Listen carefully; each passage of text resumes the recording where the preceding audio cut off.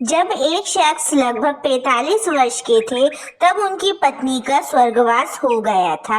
लोगों ने दूसरी शादी की सलाह दी, परंतु उन्होंने ये कहकर मना कर दिया कि पुत्र के रूप में पत्नी की दी हुई भेंट मेरे पास है, इसी के साथ पूरी जिंदगी अच्छे से कट जाएगी। पुत्र जब वयस्क हुआ तो पूरा कारोबार पुत्र के हवाले कर दिया।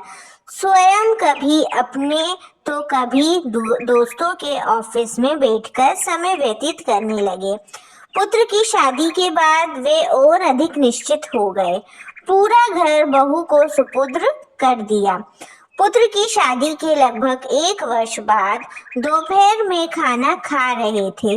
पुत्र भी लंच करने ऑफिस से आ गया था और हाथ मुंह धोकर खाना खाने की तैयारी कर रहा था। उसने सुना कि पिताजी ने बहू से खाने के साथ दही मांगा और बहू ने जवाब दिया कि आज घर में दही उपलब्ध नहीं है। खाना खाकर पिताजी ऑफिस चले गए। थोड़ी देर बाद पुत्र अपने पत्नी के साथ खाना खाने बैठा। खाने में प्याला भरा हुआ दही भी था। पुत्र ने कोई प्रतिक्रिया नहीं दी और खाना खाकर स्वयं भी ऑफिस चला गया। कुछ दिन बाद पुत्र ने अपने पिताजी से कहा, पापा, आज आपको कोर्ट चलना है। आज आपका विवाह होने जा रहा है।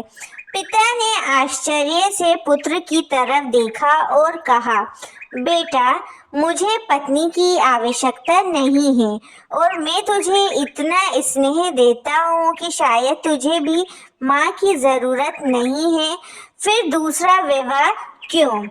पुत्र ने कहा, पिताजी, ना तो मैं अपने लिए माँ ला रहा हूँ, ना आपके लिए पत्नी।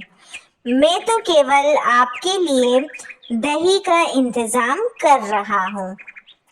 अब ये सारी चीज सुनकर फिर उसने कहा, कल से मैं किराए के मकान में आपकी बहू के साथ रहूंगा तथा आपके ऑफिस में एक कर्मचारी की तरह वेतन लूंगा, ताकि आपकी बहू को दही की कीमत का पता चले।